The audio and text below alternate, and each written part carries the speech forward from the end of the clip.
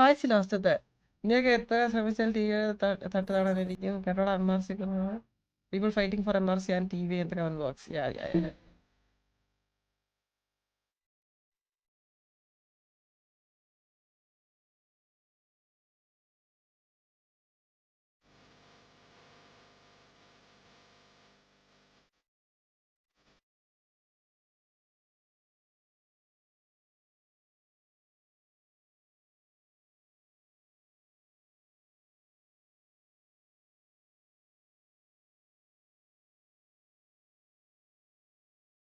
ഇത് ലാസ്റ്റടാ. ഞാൻ സത്യം പറയണേ, ഞാൻ വിചാരിച്ച അവനെ അറിയത്തില്ലായിരിക്കും എന്നാണ് വിചാരിച്ചത്. കാരണം കുറെ വർഷം നമ്മൾ സംസാരിച്ചിട്ട്.